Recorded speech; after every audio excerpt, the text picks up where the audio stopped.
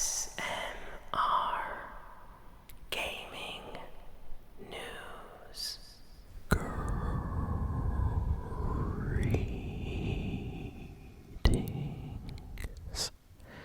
everyone, and welcome to a new ASMR Movie Geek review. So, today I just got back from the movie theater and I watched the new Sonic the Hedgehog 3 movie. Oh my goodness, so I wanted to watch this movie like a week or two ago. I forget the exact day that it came out, but it was around Christmas, and I promised some friends and family I would watch it with them, and it kind of delayed me from watching the movie, the day it came out. So I was like really excited to watch this, but I had to wait. So finally today I went. I got a nice bucket of popcorn, got some Coca-Cola, to drink. And let me tell you, I had an amazing time. What a fun movie. I was smiling from literally the start of the movie to the end. Not only was this like a good Sonic movie, but it was like a very entertaining, just like family kind of adventure style movie. I don't even think you need to be a Sonic fan to enjoy this movie. Like you can take friends, you can take your grandma to go see this. They might be a little bit confused, like what's going on, but it's a fun movie, like for everyone. So I was blown away. This is a great movie. So I'm going to do a spoiler-free kind of reaction review for the first part of this video. So if you haven't watched the new Sonic movie, don't worry, I'm not going to spoil anything. I'm just going to be talking about general things like, oh, the music was great, stuff like that. And then I will give a spoiler warning. I'll go spoiler at a certain point in the video, like halfway through. And from that point on, I'll talk about spoilers. So if you haven't seen the movie yet, go watch it. Or if you don't care about spoilers, then, just keep listening. So I walk in the theater and there's so many people going to watch this movie. I had no idea. I thought that, after a few days, everybody that went to go watch it, watched it. But no, there was like a huge line of people, tons of people going in to watch it, like in all ages too, by the way. It wasn't just like families with their kids. It was like people that were like 50 years old, just like going in to go watch Sonic. So Sonic has like a huge fan base, so it makes sense. What I found interesting is there was like a line for the movie Mufasa, the new Disney movie, like next to the Sonic movie, and there were like very few people going in to see Mufasa. So I know Disney is probably really mad, like, what? Why aren't people coming to watch our Lion King Mufasa movie? Why is everybody going to this Sonic the Hedgehog? So Disney is mad. But yeah, I sat down. Everybody was like really happy. You could tell, like, excited to watch this movie. I think there were a few people that maybe went a few times already to see the movie because they had like Sonic merch on, like Sonic like shirts and a Sonic hat and stuff like that. So they were probably huge Sonic fans that probably have already seen this movie. So I sat down with my friends and family, and movie starts, and this is one of those movies that does not start slow. You know how like Avengers, like Infinity War, immediately starts you with like just in crazy like action type scene, like right in the middle of like a kind of like drama scene. That's exactly what happens with the start of this new Sonic movie. Like immediately you're thrown into the story, and it just keeps going from there. So I love that. The voice acting for like all the characters in this, fantastic as usual. So nice to see, Knuckles, Tails, Sonic in this, and it's not really a spoiler, of course, because he's in all the trailers and promotional material, even the poster for this movie. Keanu Reeves, voice acting Shadow in this movie, did a fantastic job. Very like slow, kind of menacing Shadow voice performance. Like he speaks like very slow, very quietly, as if he's like thinking, and I kind of like that. Definitely fits Shadow's personality, so thought that was great. I really, really loved the visual sound effects and like just special attention to like audio visual details in this movie. Like they like I can't go too much into detail, but there are so many references and spoilers and Easter eggs to other Sonic materials in this movie. So if you've ever played a Sonic game or watched like a Sonic show or something, there is definitely a reference that you're gonna pick up on in this movie. The special effects, the crazy CG they use in this movie is some of the best I've seen this year, seriously. And I watched Dune. Let me tell you, the special effects in this movie are incredible. Some of the fights, some of the kind of action, fast-paced sequences are the best. Seriously, this is the top of probably all the Sonic movies that we've gotten up until this point. Like, you can tell they put in a lot of money into the budget, especially for like the CG animation. I mean, the kind of like quills on Sonic when he's like running or moving, it looks incredible. And that's for all the characters: Tails, Knuckles, Shadow. The use of just crazy theatrical special effects during fights and things make me feel like when I was watching it, I felt like I was watching like a Dragon Ball Z episode of like Goku and Vegeta fighting or something. But it was like CG, and it was in this Sonic movie. Like, that amount of this crazy action going on, I was surprised with what they did in this movie. Like, there was not just one or two action scenes, there was a bunch of them, and they were all really, really good. Of course, you know, we have James Marsden returning to play his character, Tom. And we also have, you know, his wife, Maddie, in this movie. So Tom, Maddie return, of course.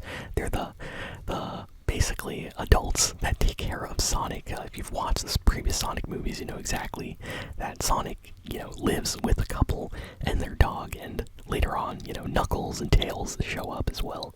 So that continues in this movie, so that's great. Lots of chemistry with everybody, all the voice actors and the actual actors. I love their interactions. It's super, like, cozy. I don't know how to describe it. It's just nice. And then, of course, the one and only Jim Carrey makes appearance in this movie. And Jim Carrey not only plays himself, but he also plays Dr. Gerald Robotnik. So, kind of crazy that Jim Carrey came back for a third Sonic movie, and in this one, he plays not one, but two different characters. And he is just amazing. Every time he's on the screen, he's stealing the show. So, super hilarious. I mentioned earlier that I was laughing from the beginning of the movie to the end, and a lot of those scenes were mostly from just the funny interactions between Sonic and other characters, or just the hilarious antics that Jim Carrey, like as Robotnik or Eggman in this movie, would get up to. Like, oh my goodness, I can't spoil anything. There's just some hilarious moments. Like, everybody I was with was laughing, cracking up at the jokes, so really good stuff. Music. The music in this movie, just like the previous ones, they throw in a few references, you know, to older Sonic tracks, which I was very happy to see. So you have some melodies, some themes playing in the background. I caught a few of them, and I was like, oh wait, and they do that a few times. And then, of course, you know, they have just your regular movie score, instrumental, kind of orchestral music that they made for the movie in the background. And they also use a few actual music scenes, like music scenes with actual music, you know, taken from popular DJ tracks and things like that you might have heard like a few years ago, and they put them in the movie during fun sequences. So there's a little bit of a mix, you know. You got some Sonic stuff for the diehard Sonic fans that want, like, you know, a reference to one of their favorite tracks that happens, and then you also have just crazy funny moments with actual music you might have actually listened to on your Spotify a few years ago. And then there's the music they made specifically for the movie's orchestral kind of score, which is really, really nice, by the way. There's like two scores, I don't know what the name is, that play in this movie during like kind of key emotional moments. And it's really nice. Like, you can tell they put in a lot of work, whoever the composer was for that. I don't know, but I'll definitely look them up after this because they did a great job. Now, the story, I gotta say, the story is a little bit crazy. Much crazier than the previous Sonic movies, like Sonic 1 and Sonic 2. I would say the story was kind of easy to follow. It wasn't too crazy with a lot of like twists and turns. This one was definitely a little bit more confusing if you have no idea what Sonic is, if you've never watched a Sonic movie. So for that reason, you definitely have to pay a little bit more attention with what's going on. I personally like that, but yeah, I know some people might be like, wait, why is that guy here? Who's that? Wait, what's going on?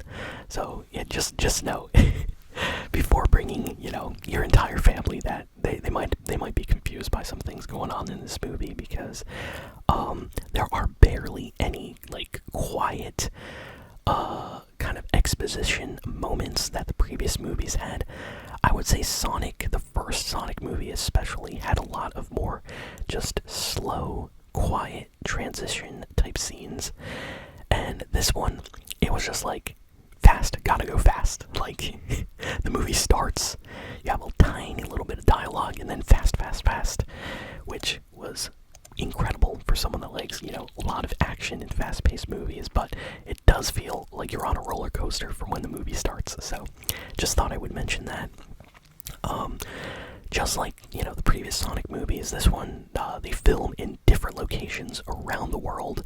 So I'm not going to get into too many spoilers, but yeah, don't worry. They visit a lot of locations, a lot of action sequences, a lot of funny moments.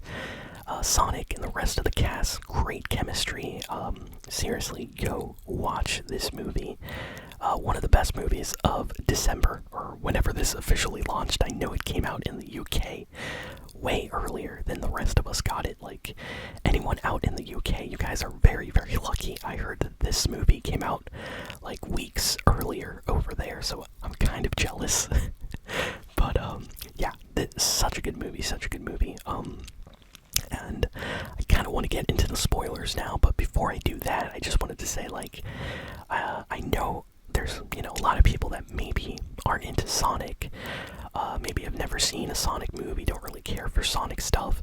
The best way I can describe this movie to someone that maybe doesn't really care or hasn't seen any Sonic movies or videos or things like that in the past, this movie is basically like an anime almost, like a live action anime. That's what it felt like.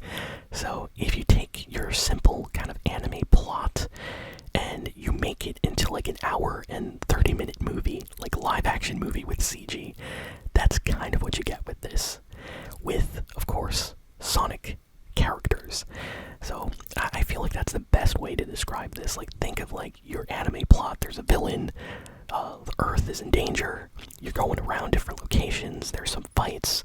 There's some betrayals. There's some twists. And then in the end, there's like kind of like a big battle, big fight. That's kind of what you can expect with this. And I highly recommend going to watch this movie.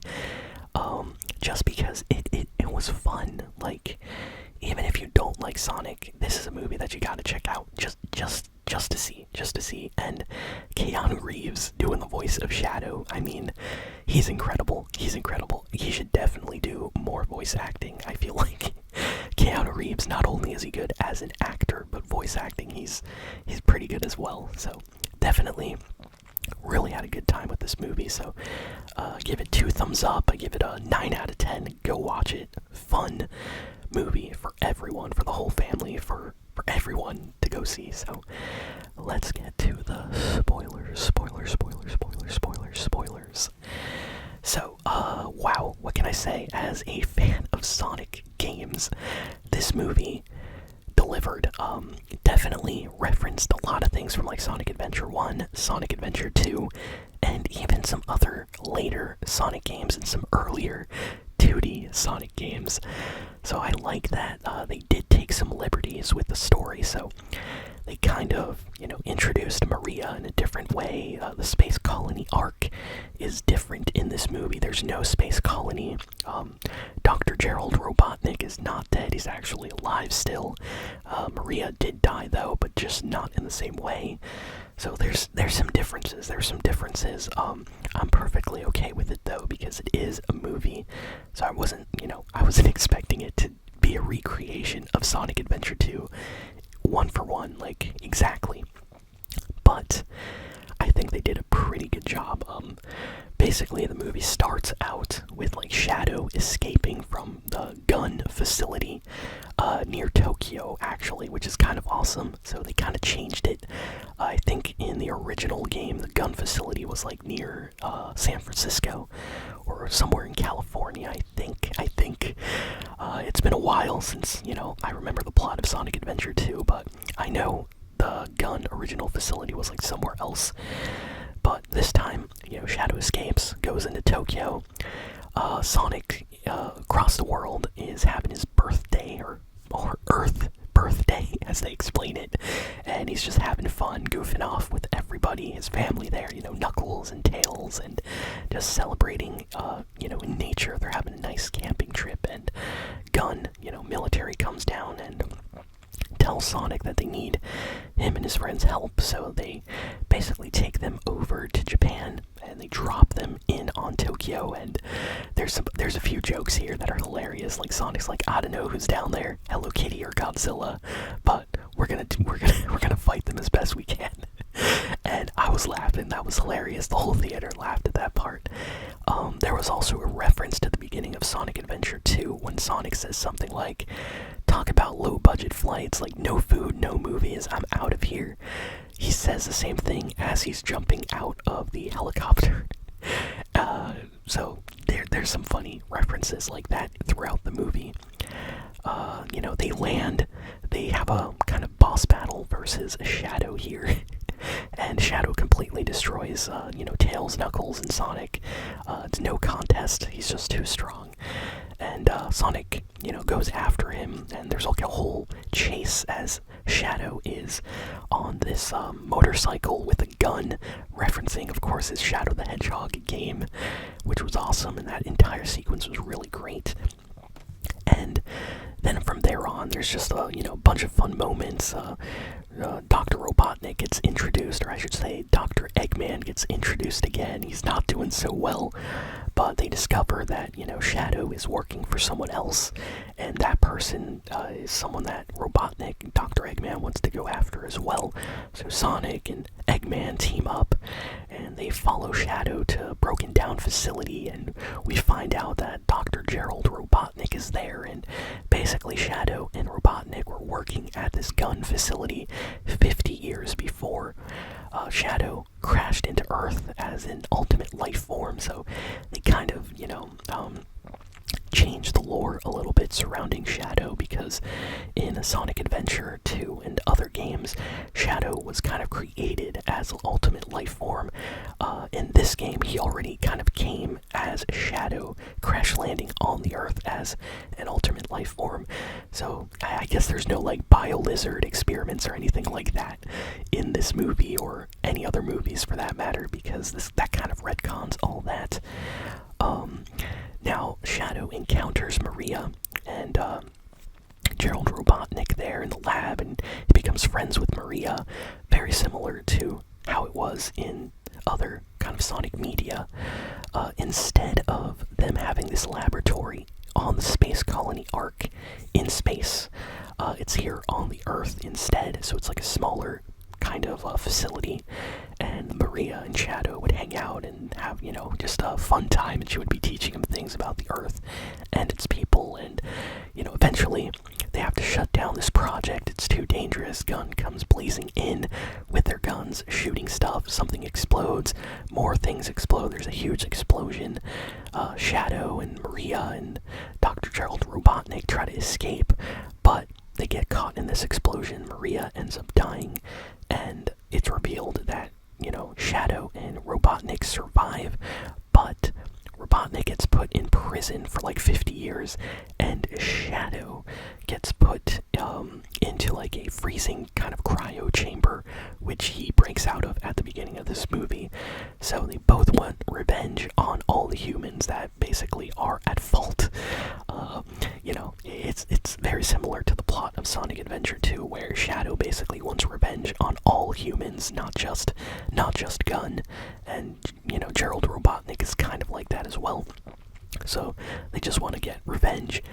And this movie, instead of having the space colony arc with the plasma laser cannon, instead what they have is there's just a kind of spaceship that's here on Earth that they take up into the sky with this kind of plasma space laser cannon thing attached to it. So they kind of borrow things from the games, but they also change some plot lines. So I like that though. I like that. I like that they did their own thing with the story. So eventually, stuff happens. They steal this laser from Gun's secret facility in London. Sonic and Tom accidentally mess some stuff up, and they kind of let Shadow and Dr. Eggman, Dr. Robotnik team up together and go on to try to destroy Earth. And Robotnik, Eggman I should say, kind of realizes that Dr. Gerald is a little bit crazy, a little bit more evil than he is, so he's kind of cautious. And it's finally revealed, that Gerald Robotnik and Shadow not only want to hurt the Earth with this laser cannon that they take into space, but they also want to destroy the planet and just destroy everybody on it. So Eggman does not want that because he wants to rule the Earth, not destroy it. So basically Sonic goes up, starts fighting Shadow in his supersonic form, but it's kind of like an imperfect supersonic form because Sonic's using his anger, and he's lashing out at Shadow for hurting Tom previously in one of their previous encounters, and Sonic is all angry, fighting alone. It's a very nice fight scene. They're fighting in space. They're fighting on the moon. It's really, really good. But eventually what happens is basically the supersonic kind of time limit wears off once Sonic realizes that he doesn't want revenge on Shadow, and he tells Shadow that he also too has kind of experienced the same level of pain in his past and things like that, and he has to let it go. But it's hard to let pain go, and it's always there. And Shadow kind of realizes that he's destroying the planet, but that's not something Maria would have wanted him to do. So it's a nice kind of reveal, similar to how it was in the games. So Shadow basically teams up with Sonic and Knuckles and Tails and everybody else to try to stop this cannon, this laser, from piercing the Earth and destroying it. And in this huge kind of final battle, Sonic kind of gets knocked out. But before all this, there's a huge, amazing sequence with the Live and Learn Sonic Adventure 2 music playing in the background. And Shadow also goes Super Shadow. So we have Super Shadow, Super Sonic in space, flying around, destroying robots, and trying to destroy this small kind of, I'm not going to say space colony arc, but it's like a smaller, miniature, tiny version with this cannon attached to it above the Earth, and they're just destroying it, trying to prevent the laser from attacking the Earth. Sonic uses up all his energy and starts crash landing, and he needs help. Shadow is still holding the cannon out of the Earth, at Earth's atmosphere. And Knuckles and Tails come to the rescue, save Sonic. But in this whole process, Shadow's using all his energy. He uses chaos control to kind of, stop time and warp out of this path that the laser was going to take, at least, on the Earth there, and diverts the laser to the moon, and it actually, cuts a part of the moon. We don't see what happens with that, but I'm curious what the aftermath with that's going to be. And, then Shadow, kind of, explodes basically with the small space station, spaceship, I should say, along with Dr. Eggman, who has also kind of taken over the ship. He beat Dr. Gerald Robotnik, and he basically sacrificed himself along with Shadow to kind of save the Earth on this spaceship. And you know, kind of a sad, heartfelt ending. I felt like they could have done that a little bit better. It feels like it was a little bit rushed with Shadow's kind of sacrifice. I feel like it could have been done a little bit better, because I did like how it was in the game with, like, you know, Shadow kind of holding up his hand, preventing it, and saying like, Maria, I'm doing this for you. And you can kind of hear like Maria's like saying something like, save them, Shadow, help, you have to help the Earth or the humans. You know, it would have been nice to have something like that. But then again, this is, you know, a family movie, it's PG, and maybe they didn't want to make it a little bit too sad, you know, for Shadow there. So they still did a good job, I think. But after all that, you know, everybody's happy. Sonic comes back, he's fine. Knuckles, Tails. We don't know what happened to Dr. Robotnik, you know, Eggman, or to Gerald Robotnik. It seems like he's gone for good, because he got stuck in, like, the chaos energy, so I think he got disintegrated or something. But, you know, Sonic and Tom and Maddie and everybody goes back to Earth. They have a nice kind of celebration like they were at the beginning of the movie, and it kind of ends. And then we get an after-credits scene where Metal Sonic appears in the forest and fights Sonic. And then we see a bunch of other Metal Sonics appear. And then Amy, yes, Amy, the character Amy, shows up with her hammer out of nowhere. So I guess we're gonna get Amy in the next movie.